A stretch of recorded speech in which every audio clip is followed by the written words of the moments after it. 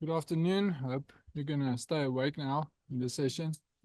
So I'm from Potchefstroom, and I was asked to talk a bit about seed planters for, especially for cover crops and so on, since we are doing it there on our own premises. Planting seed is not a new thing. Been coming from quite some time, and there's a lot of different technologies that has been developed over the centuries.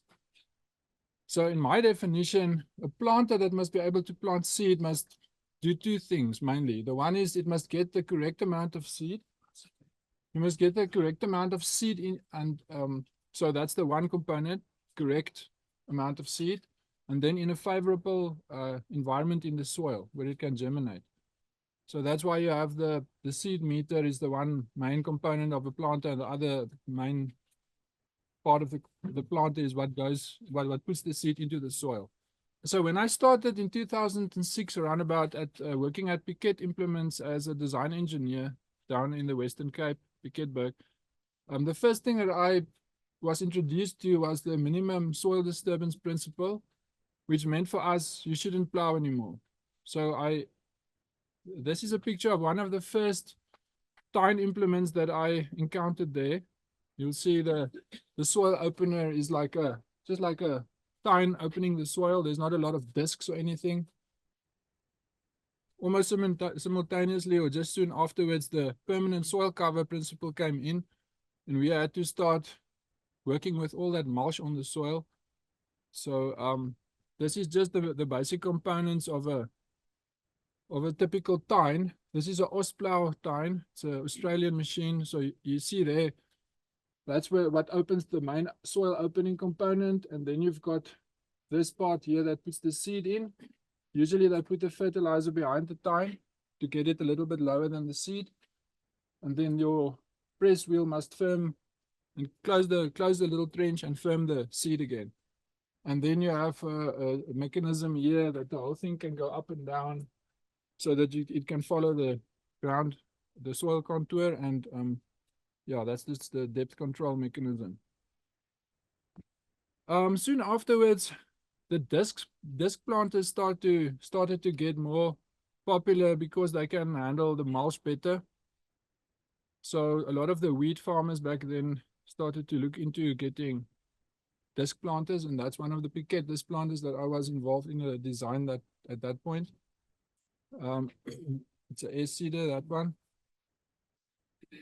Then there's another principle that I want to just point out, and that is the seed placement, which is also very important. How deep it comes under the soil is important. Usually your bigger seeds are getting, you plant them a bit bigger because they can grow further through the soil until they come out to reach the sunlight.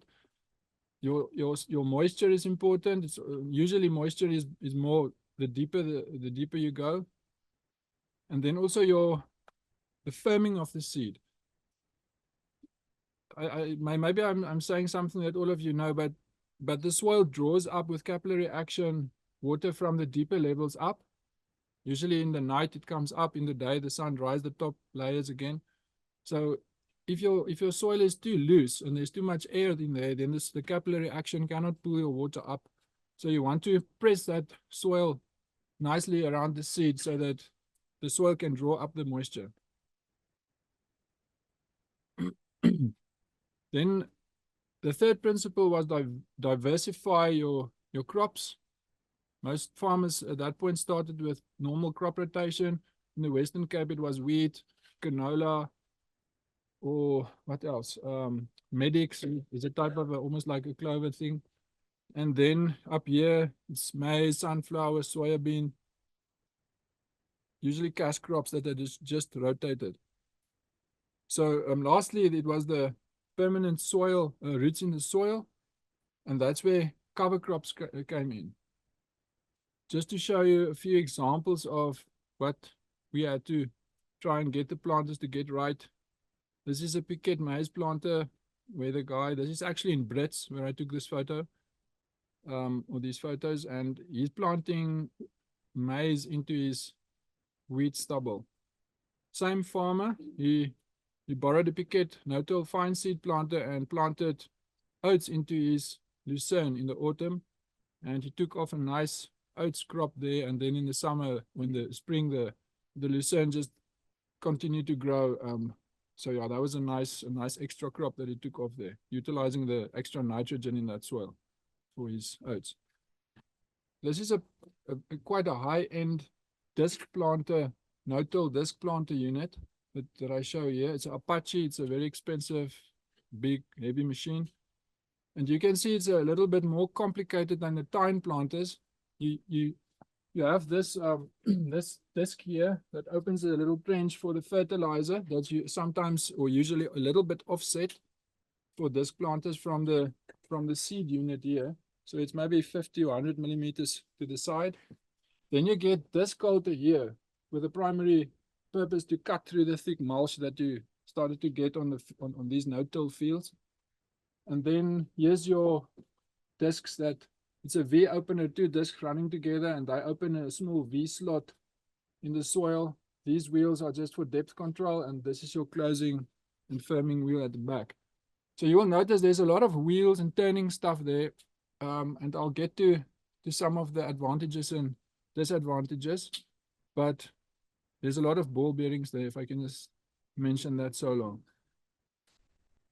So let's first take the tine, because this is a question that people often ask.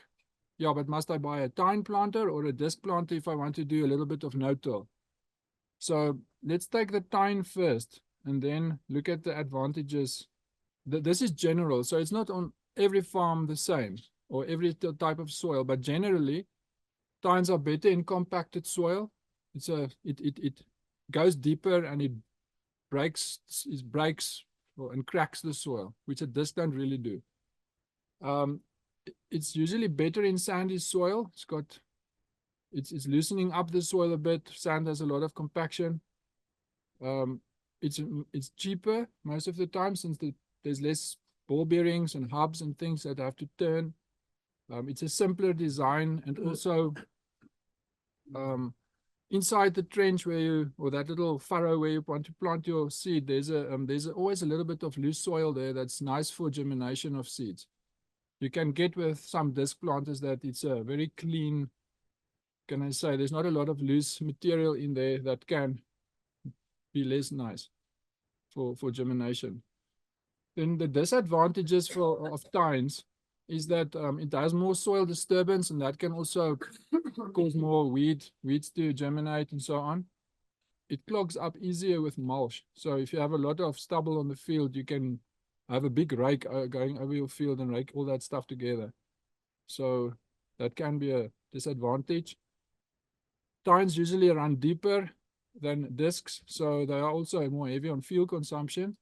And the tractor usually have to drive slower also, due to the same thing. If you go too fast with a tine, it starts to throw the soil, and in the end you don't have minimum soil disturbance anymore. It's a lot of disturbance.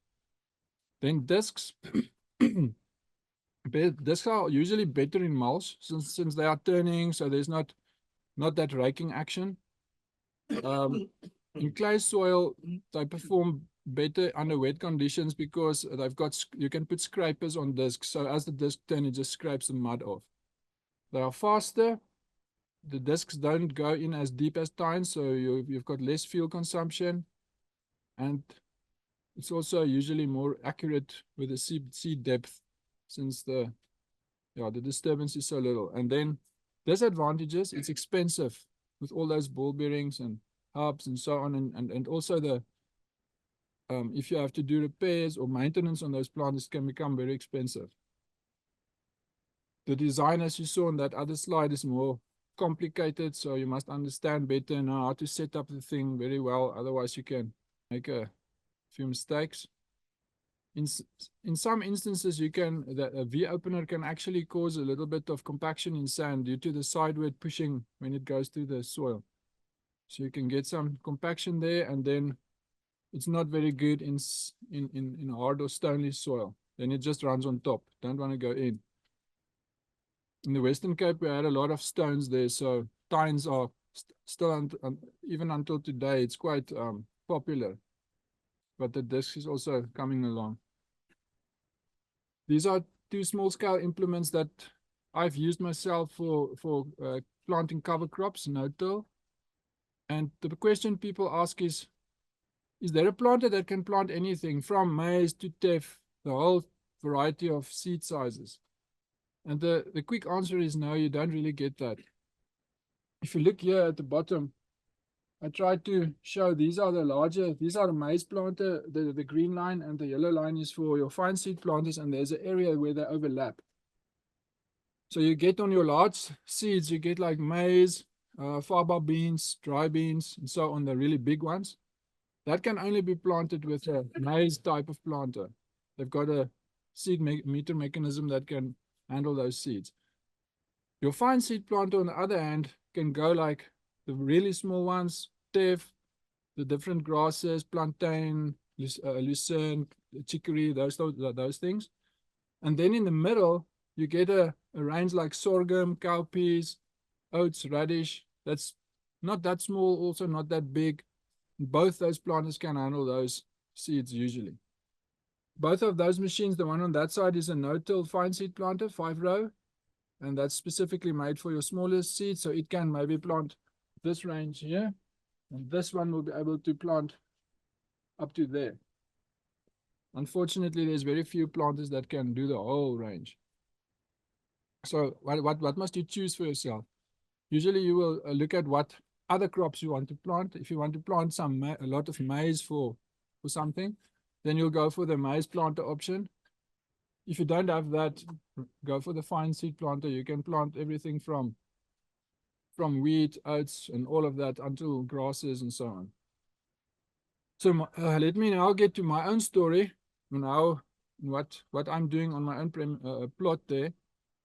So I started this side here 2006, worked on those type of big air seeders and all sort of big no-till machines.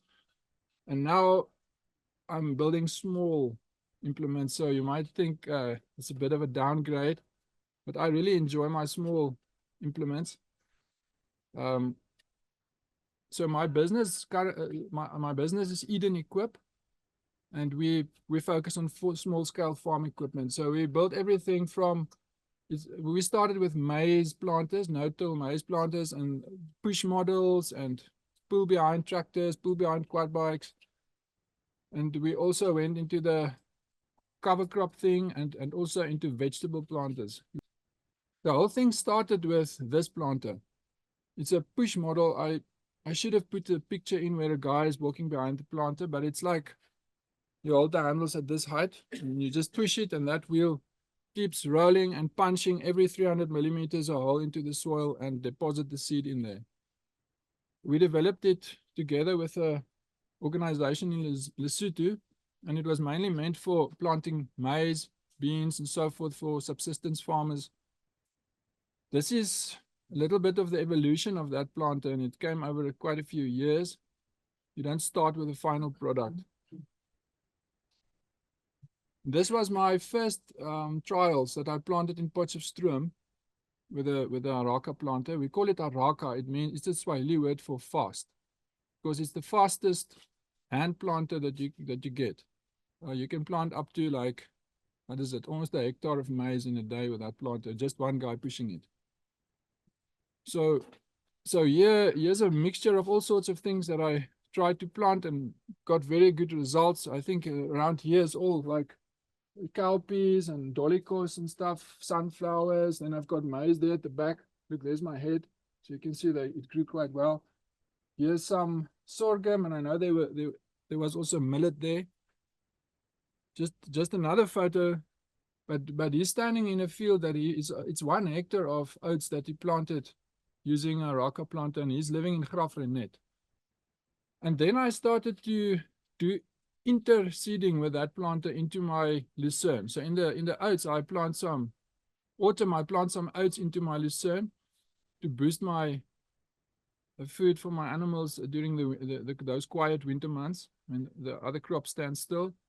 And you can see it coming up, the oats coming through the lucerne. This is probably taken in May or something, when the lucerne is already slowing down. This was the second planter. So we built that piece. This thing is coming from overseas, but that's what we manufacture. It started as a ox-drawn planter for farmers who plant maize no-till with their oxen.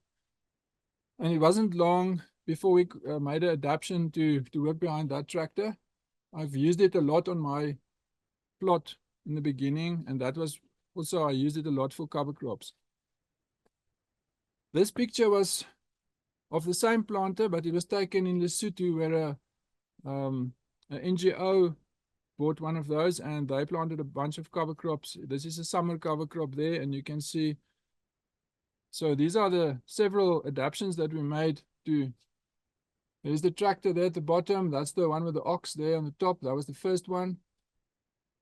There behind the quad bike. Also for small tractors there at the bottom that we make the 2 rows. This is our latest one. And this is one of my favorites now, my real favorite, because I got a little bit tired to just plant a single row of cover crops. We had to go many times. So this one, we call it the diversity no-till fine seed planter, because we use it mainly to plant cover crops or interseed cover crops with other cover crops. So we started with, again, with a small 2-wheel tractor, to see how that, if it will be able to pull the planter and so on. And I planted that field with babala and cowpeas for my sheep. Here I used my diversity planter behind my quad bike there to, again, interseed oats. We started to build these planters with a drawbar that you can pull it like a normal fender trailer behind your tractor, but then I made a change so that we can also put it directly on the tractor's 3-point hitch here. This is my fall yappy. And I must say it's much easier to turn in small fields if you use it on the 3-point. With a drawn model, you have to make a bigger turn, and the reverse is a bit more difficult. So this is what we do. Thank you very much.